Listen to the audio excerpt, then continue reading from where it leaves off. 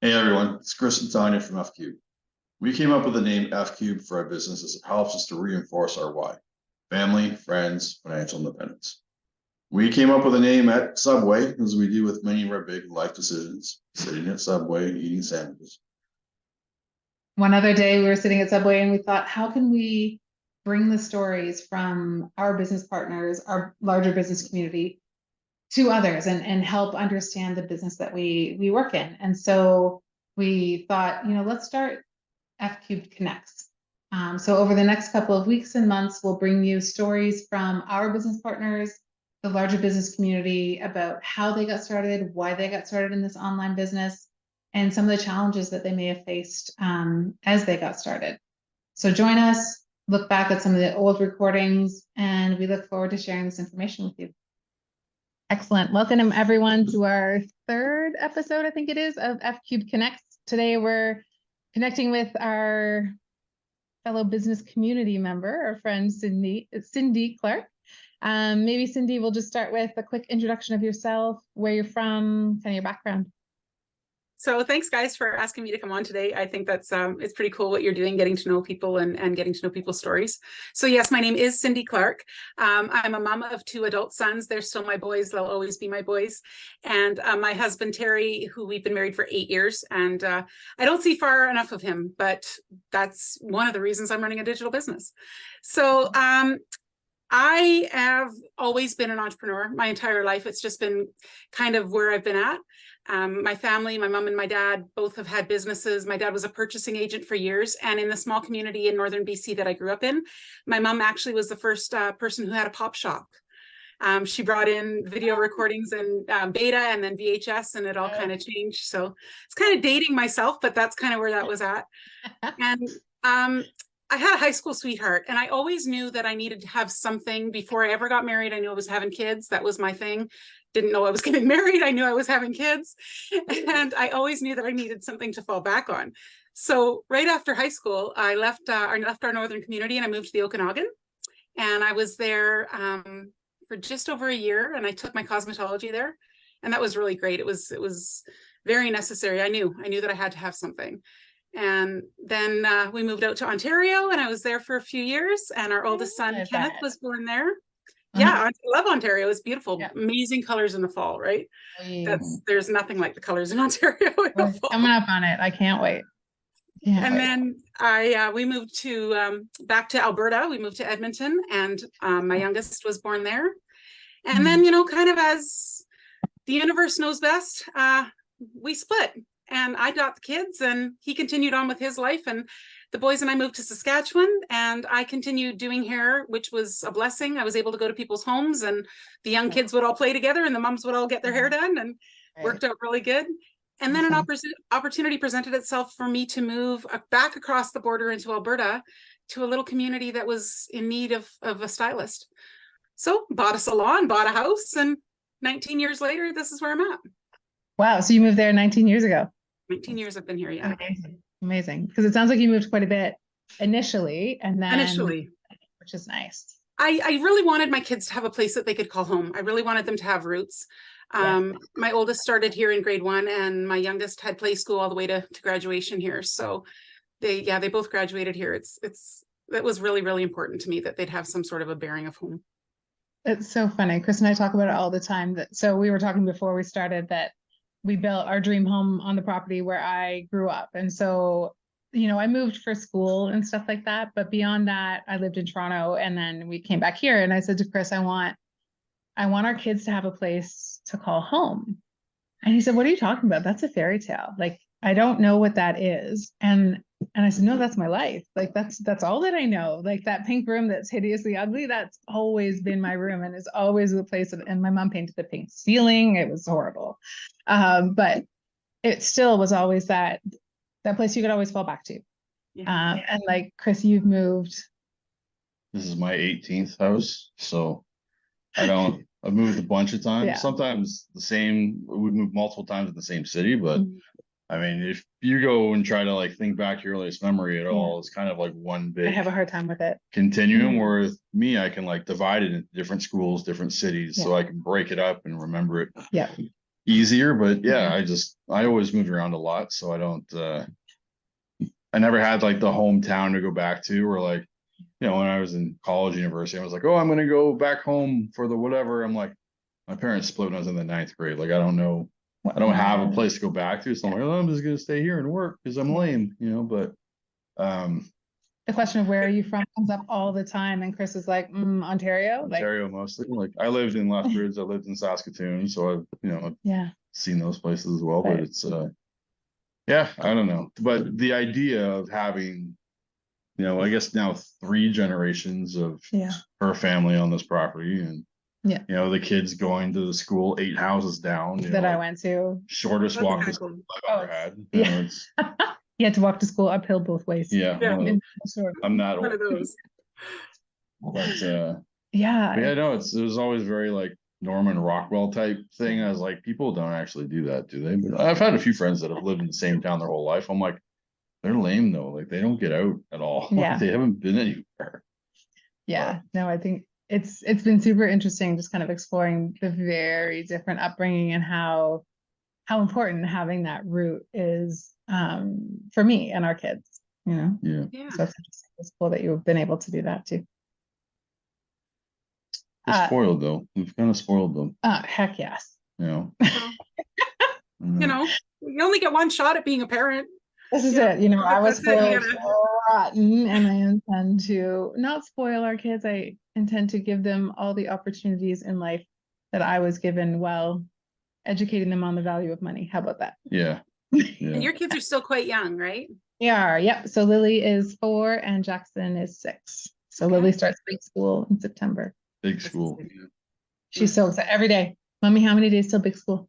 And it's been going on since she started, since they started talking about it. So it's been going on since the beginning of summer. And I'm like, oh my God, I can't count the days.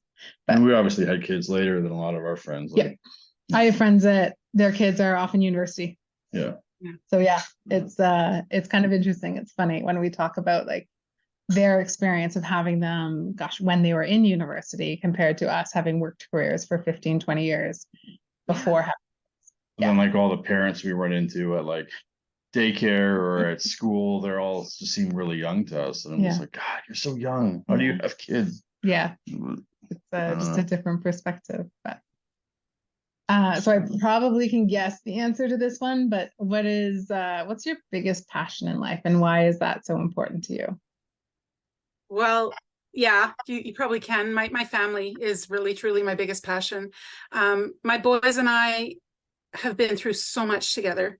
I was a single parent for a really long time, and our bond, I used to do like this. It's like, we're glue. You can't either way, you can't go all 3 of them apart kind of thing, and it was just really, really important to me. And then when my husband came into the picture, we were friends for a good number of years. The boys knew him, and now I want to be able to do things as a family and do them together. It's really, really important to me. But one of my biggest passions has always been helping other people and empowering them to be the best versions of themselves. Yep. So, I had a salon and I was a cosmetologist for over 30 years. There's a heck of a lot more. The name of my business was Beyond the Fringe. And I knew that from when I was little. I knew if I ever had a salon, it would be called Beyond the Fringe, because I always knew it was going to be so much more than just your bangs, just the face framing. There's always so much more to that. And that's really kind of translated into my next adventure, into this new journey, because I'm still able to empower people to be the best versions of themselves and encourage them to do things that are a little bit out of their comfort zone, like, on video. Just a little bit. But it's so worth it. It's so worth it. And seeing the changes that come across from all different people, all different spectrum, it really warms my heart. It's really empowering. I love it. So you mentioned you were in cosmetology and had your business. Are you then a job quitter? Have you transitioned fully into the online space? I took a jump in, both feet. Burn the ships. Yeah. The end of 2020, there was a lot that I kind of went through. So yeah, nice. That's amazing. So you started back in 2020. Yeah. Is there a specific moment around that kind of led you to burn the ships? Is they say. 100%, 100%. So, as you know, 2020, so many things happened around the world, right? Yeah. And for so Especially many in people, right? cosmetology and oh my gosh. Yeah, Yes. yeah. And so my salon had already closed once. I've actually closed my salon multiple times. I actually got really, really sick a number of years back and chemically toxed up. And so I had to do other jobs and had to figure out other things, but I always ended up doing things that I could do for myself because I'm not the best employee. I'll just be honest, I'm not wired that way, you know? Yeah, like I've had Yeah. my whole family's run businesses my entire life. It's just in my makeup, I think. So it's really, really difficult for me to Work for someone else? live somebody else's dream, I guess, is what I'm getting at. So the first time I was shut down, it was devastating. And I didn't know what to do. And then we were allowed to reopen up again, and with all these different, you know, follow these regulations and do everything the way you need to do it. Yeah. And it just wasn't feeling right to me anymore. Something had really shifted, and I still wanted to help people, but it just felt like I was squished into somebody else's form again. Yeah. And I was out running errands. I was out running errands, and the train in a little community, and the train just ran past, and all this beautiful graffiti's going past. And I was very aware in the moment that I was paused for a reason. And I was like trying to listen to the radio, why am I stopped, right? Like, what's the pause? Yeah. And this one train car went past, and it had a spray painted heart, like a very basic spray painted heart. And in that heart, it said, live the life you want to live. Oh. And both my boys are grown by this time. And, you know, it was such a concept that I never thought of. Yep. And it wasn't very many days after that I saw a photo of this beautiful lady sitting in a field with sage in her lap, and she looked so beautifully, blissfully relaxed. And I just thought, you know, whatever she's doing, I want in. I want to know what she's doing. And yeah, it was a really big deal for me, that whole coming into my own, figuring out what's huge. I think as like mothers and parents, that is a big thing, especially if you have kids when you're younger. I mean, we've lived our lives enough to kind of identify individually, but I know even when I was off on mat leave, Chris and I have talked about this extensively. I wasn't myself at all. It was one of the most challenging months of my life. And Chris had already intended to take some time. And when we had Lily, our second, he took 6 months instead of 4 months, because it just isn't, I wasn't me. I couldn't figure out how to be me in that space. And so finding something else that helped to fulfill me and identify me was so important. So I can imagine then when your kids are grown and they're living their own lives and you've identified as their mom for so long, that's kind of exciting, like how you can reinvent yourself and make the life that you want when you're still quite young and can do so many things. Yeah. Exciting and freaky all at the same time. Yeah, for sure. Scary. Definitely. But I think it's those moments of change where like we push our boundaries, to your point, and like it's scary, but figure it out, you know? Yeah, absolutely. That's so cool. So you saw that heart, and then you saw the ad online. Yeah. And then you jumped in. That's cool. With that, I know when Chris found the business, he faced a lot of skepticism from me. What did you go through in your journey? What did you yourself have skepticism when you mentioned it to Terry, fears, things like that, as you kind of considered starting up in the business? Yeah. 100%. I mean, I knew knew everybody's like, obviously. Yeah. Skeptical. This girl, before I even actually approached it with Terry, because like I mentioned, you know, I've tried a lot of things. I've done a lot of other things on the side to bring an income into the house.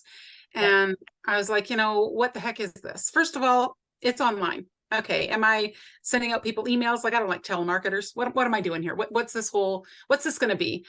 And I just thought, you know, I'm not so sure. And so I actually sat on that photo for about 3 months. And then I watched the presentation, and then I watched the presentation, and then I watched the presentation again. And I was like, very much looking for something in there that was a little fishy. And there wasn't. And then when it's like, if you want to move forward on the next step, take a look at this. Just take a look at it. You know, if it's not for you, it's not for you. Not a big deal. But Yeah. do your due diligence. Like, find out if this is something that's going to be for you. Yeah. And so I did. And I was like, okay, now I need Terry to see this. And he watched some of these extra videos with me, and he was checking them out, and he said, yeah, well, this makes complete sense. And he goes, do you think this is something you can do? Right. And I said, well, I actually do. Right. And he said, then babe, go for it. Like, Amazing. go for it. Amazing. Follow your dreams. I am so proud of you. Just do it. Just go for it. Oh, that's So, awesome. That's yeah. cool. Super cool. You weren't quite that helpful. No, it wasn't. No. No. You came I've come around. clearly, but yeah. But yeah, no, I mean, I was kind of, I think like a lot of people who find these videos, it's like 3 a.m. on a Sunday morning, and it was winter time, and you're, getting towards, for us, it was near the end of the year. So typical New Year's resolution, got to make a change type thing. yeah. But I had been, in the same industry for 20 years. Yeah. And I think as well, realizing that my shelf life as an employee was sort of running its course. Had run its course. Had run its course. I mean, I'm just kind of like, I'm meant for more than just, earning a wage that someone thinks is fair, and, trading family time away for money. Like, there's just that knowing, or that thing in the back of your head or deep in your soul is like, I'm not really aspiring to climb the corporate ladder or like impress anyone with my know-how, or just, no, I think I can do better. And you guys were at the end of the year too. That's interesting. I think that's the thing with a lot of people. It's funny because with our team members being in Australia and New Zealand where it's winter, I think maybe psychologically there's a little bit of a, you're looking outside, you're like, ugh, and you start to retreat inside yourself a little bit. But but at any rate, same thing. You see the ad, and I worked in security and private investigation, so I'm a skeptic. I was born skeptical. Yes. But Very. and I've seen lots of online scams, and my job was to like follow people and detect fraud, and like that was kind of my thing. So my radar, I think, is pretty finely tuned for that stuff. But same, I mean, I saw Chris and Karen, and instantly I could see us in like 20 years, and maybe more like 10 if they're watching this. Maybe. I'm not presuming anyone's age here, but it's but yeah, you can just see it and be like, he seems totally relatable, and he doesn't seem like someone who would be involved in anything nefarious. And then I watched the webinar, and kind of immediately I knew there was gonna be like, okay, what's the catch? Like, let's just get on with it here. Like, what am I doing? So I don't even think I made it through the webinar. I was like, I need to know more. Oh, 149. Okay, I'd spend more on dumber shit, so I may as well throw money at this, especially if it's money back guarantee. Like, it's not even a risk. It's just, I just need to see. I need the details. Like, show me the details. Saw the details. I'm like, yeah, we can do this. Like, there's too much upside. I was like, I can look at what I was making in my other job, and you see the potential here. It's like, there's no reason. Like, I'd be an idiot to not try this. But then I knew I had to like. I knew none of this at this point, and this was like, some point between Christmas and New Year's. At like this point. End of the year, we'd been in our house for like 6 months. We just spent a schwack ton building it during COVID. Great time to build a house. No, bad idea, and long had sad history of bad ideas, but it was but yeah, we had just kind of like caught our breath from that. And then I'm about to like go and tell my wife that my bright idea is to I love the dog. We're just gonna let my bright idea is to quit my 20-year career and do something I've never done before, and on social media, which he scrolls through and never does anything else with. Whoops. Social media for me was a tool to like stalk people for work. It wasn't a thing where I put my life out there, being in front of a camera. No, I was the guy behind the camera following people around, videotaping them.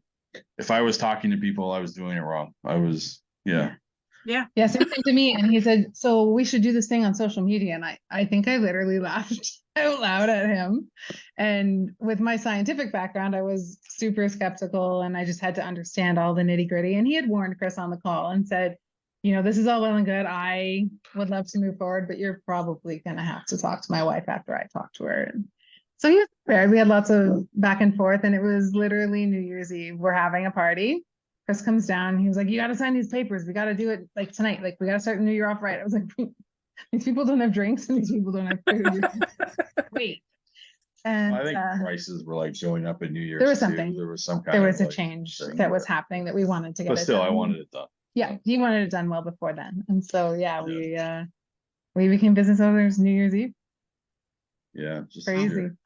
Crazy. But it's been like a whirlwind kind of thing. Crazy town. And we've only been doing it like what, 3 months when they came up with the bright idea of the convention, and then That and we're like, we gotta go VIP, and she's like, slow your roll, dude. I'm like, no, we have to go. We have to like meet people and see what's going on. and this was just as we kind of been given the opportunity, and I stated that way, given the opportunity for Chris to move to do this full time. And that was a huge decision to kind of have faith at that point that after 3 months, we actually believed that Chris could walk away from his job. That was a secure amount of money to pay our mortgage and convince the banks to renew our mortgage. To take that chance. Because I think the way you put it, like, everyone says, well, what if it doesn't work? And Chris would come back and say, well, what if it does? What if it does? Yeah. What if it What if does? What if it does? The success that so many people are having. And I mean, seeing the over 2,000 people at the convention the other week where we met in person for the first time we walked away so inspired. And so like, I didn't even think we could be more inspired, but more inspired than we were going into it. We're just more confident as to like Yeah. what this is and the reach it has, and the how much people like it's changing everybody their who lives. can do it should do it like Yeah. immediately. Yeah. But Yeah, Absolutely. no. And I loved, just the inspiration of, everyone was talking about, and the kind of one of the things we took away from it was, mission before commission. Like, yes, of course, we all need to earn money to live our lives. Of course, that's why we work and do things, but that everyone's real priority seemed to be helping others to achieve those dreams as well. And that amongst the 2,000 people there, everyone kind of had that same drive and ambition, and that it wasn't, it was, There was no pretense, right? It was like, find your tribe, and you just did. Yes. Right? There was people no that are pretense. really aligned with you. Mm-hmm. Yeah, there was no, you call it peacocking. There was nothing. It was just everyone's there to do good by each other and help each other. And I did say if I ever saw another selfie stick, I'd throw it off the roof of the building. But then I realized they were part of the swag bag, so I couldn't really blame. But to me, selfie sticks are the most like pretentious, obnoxious things ever. And I used to live in Niagara Falls, which is like one of the biggest tourist traps in the country. And you just like selfie sticks everywhere, and God, get these things out of the way. Like they're the dumbest inventions ever. And then but they're actually they end up in fantastic. the swag bags. Yeah, and we're kind of using it right now for our webcam sits on it to give us a better perspective. But that was my only like, oh my God. Yeah. You get used to it. Your arms just aren't long enough to do the selfie the way you want, and then you just look silly. So yeah, my T-Rex arms. Yes, and he has T-Rex arms, so they're really not long. So we spend quite a bit of time kind of getting things up and going. Do you have like a routine that you do, or that you use to kind of balance your work and personal life, and how you just kind of make time for yourself and your husband, of course? Yeah. It's really, actually, it's a lot easier than I thought it would be, because I had already been living kind of by a schedule. I schedule my clients, I'd schedule my life around my clients. It's actually been more time freeing, because I used to sit at home and wait. And if, I had converted, before 2020, I converted the front section, the boys are gone, front section of our home completely into a salon. So it was all organics and it was really cool. But in converting that and in changing that over, I already had a schedule as to when my working hours were versus when my home hours were. Right. But I got But to you- extend those, right? Yeah, like because now, heaven forbid my husband would get a day off work. He's oil field, and I'm doing everything I can to get him out of there. But Yep. they don't have scheduled hours. This is the first job that he's ever had where they'll actually give him a few days off, to do a reset. But before that, it was like, hey, I got the afternoon off. Yeah, I'm waiting on a client. Now it's like, grab my phone and I'm out of here. We just do what we need to do, and we're actually having a life together now. So that's been really incredible. And things happened with my mom, and I was able to be there for her. The boys are moving or going places, and it's like, yeah, okay, I'll grab my phone, text a few people, message a few people back, and whatever. We're hauling boxes, we're doing things, living our life. So the flexibility has been the biggest game changer. Scheduling, that's not a problem. It's the flexibility of where I'm actually doing the job. That's been the biggest thing for me. Yeah. Yeah, I kind of realized that when we were planning a trip to Niagara Falls, it was kind of impromptu. I was able to take an extra couple days off around the convention, and the kids were off for the summer. And I said, Chris, I've got enough points from whatever. Do you want to go to Niagara Falls, show the kids the falls, go to like the butterfly conservatory, and just do some fun stuff and spend some time with the kids? And we were there, and I was like, you know what? If you were working full time, this never would have happened. And it was on the long weekend. And so I wanted to plan it specifically that we wouldn't be there on the long weekend, knowing that it would be insanity, because people who work the 9 to 5 grind can only go on the long weekends. And I said, this is awesome. The kids were passed out by like 6:30. We could work on stuff in the evenings because it's illegal to leave your children who are small in hotel rooms by themselves. And we could still do stuff. We could spend, right? We could spend the days with them building memories, and then we could follow up on stuff in the evenings, and we could spend time with each other. And, it was like, God, you would have had to request time off. And at that point it would have been denied because we had so many other things that we had to do earlier in the year that used up that time, and this, it wasn't even my boss gave me the days off because he asked himself, and his alter ego said, sure. Which, it was really interesting. And then we kind of had the conversation with your mom about being in Niagara Falls and all the things that we were doing. And he grew up there, and she's like, well, we never took the time to do that. Our parents' generation was so focused on not having any debt, paying off the mortgage as quickly as you can, and working until we were talking with Naomi last, and she said, her 30-year-old son said, Mom, I don't remember you when I was a kid. You were always working. And I was like, oh my God. Yeah. Like, I was like, oh my God. Like, I know our kids are young, and chances are a lot of this is gonna like be buried in the subconscious as they grow older, but I hope not. But if they're anything like you, they'll remember. they spend a lot of time trying to build these memories. Deal. That's a big deal. I mean, I've said this before, I haven't said it today with you guys, but we get 18 summers with our kids if we're lucky. Yes. And I spent so much of those summers, so many of those summers working, doing so that we could live. My mom and dad used to take my boys for the summers because otherwise they wouldn't have had a summer at all. I was in salon, or I was getting things ready for my next venture, whatever it was, but I was always trying to do something. And summers are a really big deal. My kids do remember that. So, for them to now see, hey, wait, Mom can just go. What? That's pretty cool for them. That's pretty good for them to see that. And they're still relatively young enough that, now we can do things together that's a little bit more their speed, and I still have the energy to be able to do it. So you can still keep up. Yes. Yeah. No, that's so funny. So, we've talked a little bit about the benefits, obviously, that you've experienced in starting your own online business. If you were talking with a new person kind of considering getting in, or an aspiring entrepreneur, what would your advice be to them? Really, it would be to check it out, just to do your due diligence, just to put any ideas that it could be something that it's not aside, and just really, really look at it.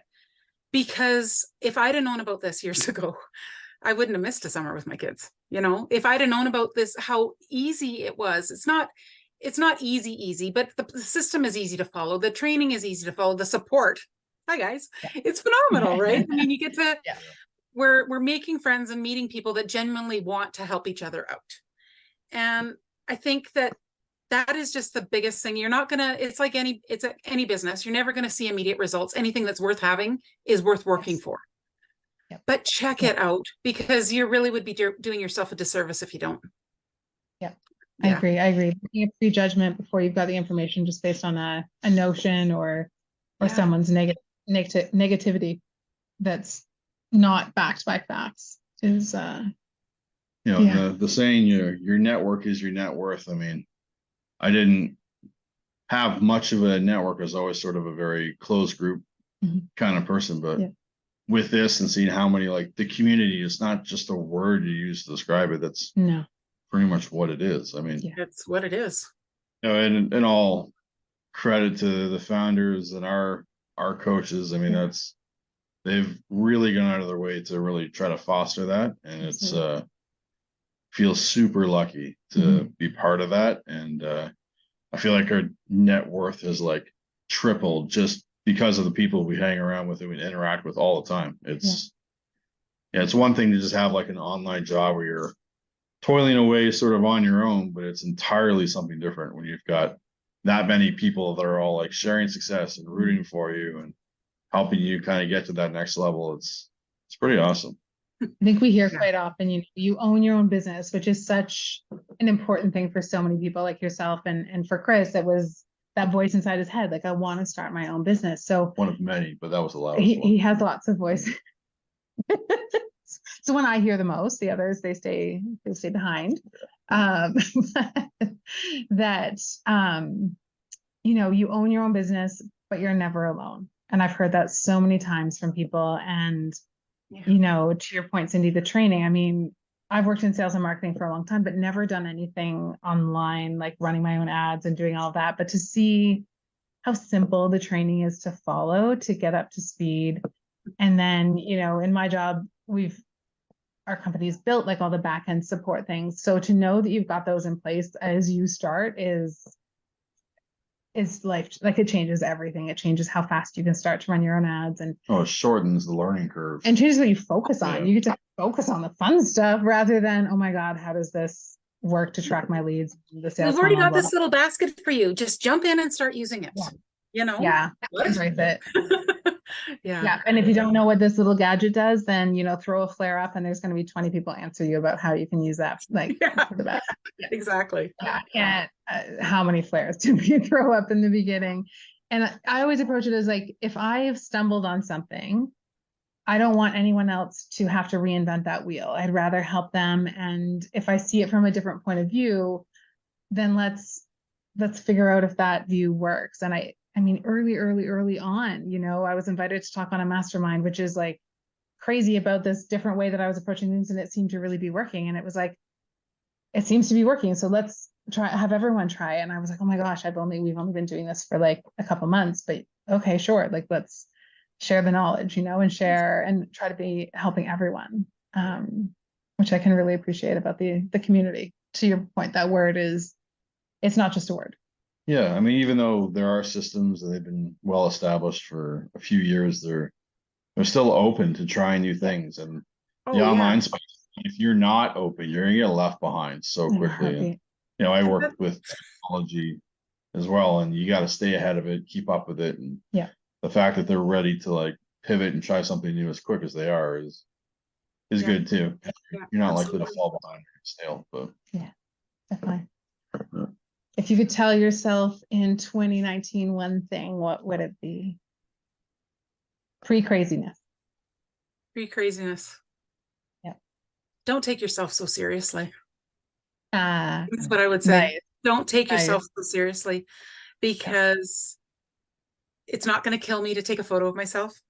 It's not going to, if I squirrel off, because I tend to do that, it's not going to be the end of the world. People will catch up or not. It really isn't a life and death thing. Just stop taking yourself so seriously. And the other thing, when I first started online, a lot of people have keyboard courage. They're going to say what they need to say, and they think that they're all this big whatever. Yeah. There's a delete button for that. You don't need that toxicity in your life. And it's so easy to say, bye-bye. Yeah. You know, I don't need that. And internalize it and eat it and let it then eat you. Yeah, absolutely. No, definitely. And the one last question that I'm I, still working on that one. No, yeah. I'm just gonna say, he there's eats the sometimes where I'm keyboard. just like, oh yeah, all right, here we go. Watch me go. But no. And then he hits delete. Yeah, I His- might type it to Mhm. feel better and then just like back it up and take a deep breath and then delete it and block everyone. Yeah. Yeah. Blocking is a really great button. Yeah. So is the delete button, to your point, Cindy. That's Yeah. And I'm trying to transition to like where I just feel sad for them. I'm not quite there yet. I usually still just like feel vengeful, but you know, trying to feel sad for them. It's like, oh, that's too bad. They've let their bias and pity and fear own them. How sad, you know, and just be like, a boo, boo, you know, like treat them like little sad, angry babies, but try to like infantilize them makes me feel better. I don't know. But So on to the question that I always ask people. What legacy do you hope to kind of squirrel? So quick, funny, short story. Chris really hates being on a camera and doing videos and doing ads. And so he's getting better now, but there are monsters in the fridge because we're going to do some videos tomorrow. And I quit caffeine. So with quit caffeine I'm mid-COVID. better in videos apparently. And he came to me and he said, I think Yeah. I have COVID. And I said, well, like, what's going on?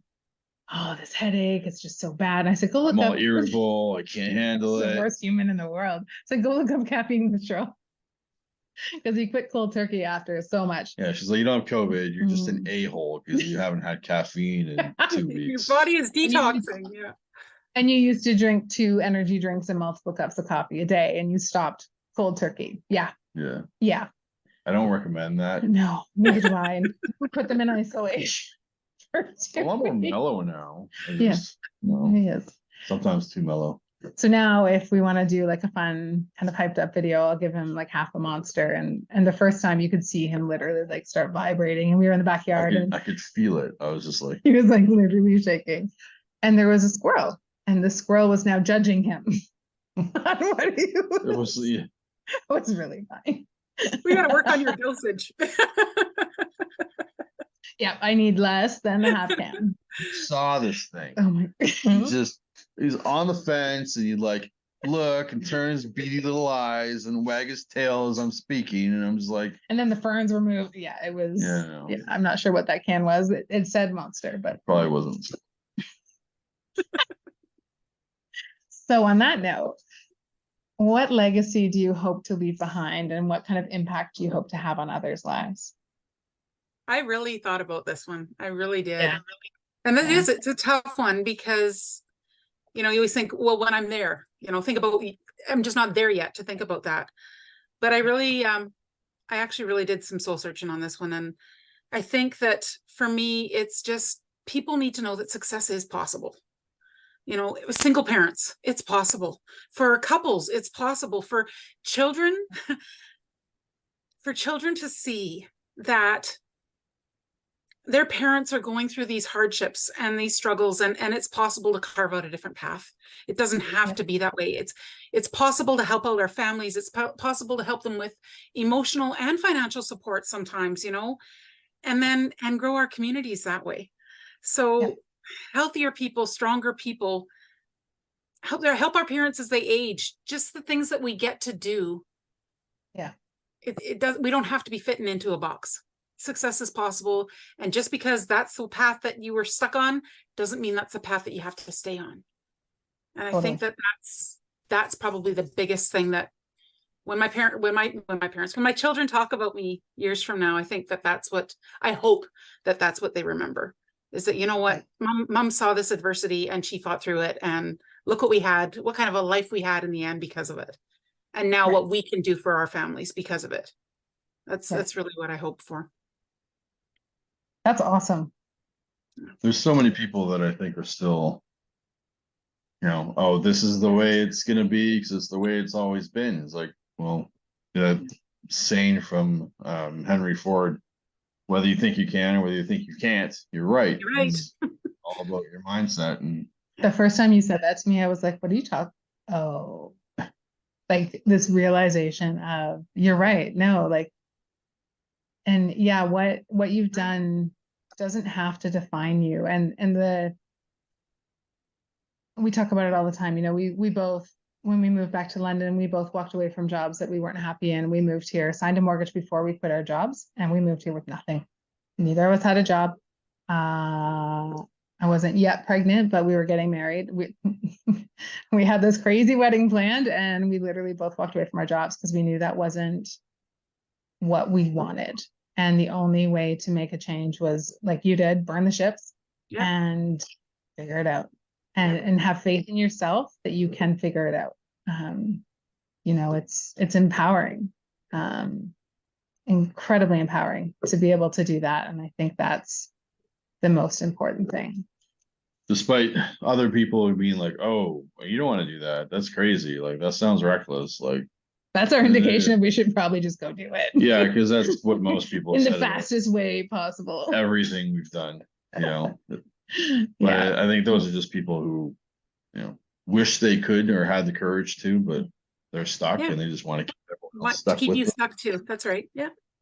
But, we've been incredibly fortunate. I mean, we have a support system to fall back on should something happen. So, you know, if it's, you know, we burn the bridges or burn the ships and things just collapse. We're fortunate enough that we have kind of family support, that we're not all on our own, but you know, we luckily haven't had to rely on that too much, which is good. Yeah. But awesome. No, you got to be hungry. You got to be willing to make a change, and no one's going to do it for you. You have to be the one to start it. Yeah. And to trust yourself, right? That you can do it, but in those moments where you're like, I picked the wrong thing, you just lean on the community to kind of pick you up and get you over those little bumps that are going to be there. But I really liked, this is during the Go for No, when they were talking about that divergence between, like, you either success or there's failure and you're in the middle. And that's like the traditional way of, like, don't make the wrong decision or go down the wrong path, when really it's more linear. There's you going through failure to success. Like, failure is the path to success. And, you know, the cliche of not how many times you get knocked down, it's how many times you get up. And you know, what doesn't work. Yeah. If it doesn't work, don't do that. Try something else. And if that doesn't work, try something else. Yeah. And not take everything that you learned, you know, although it might have failed, you learned something in that, you know, and so many skills are transferable. Yeah.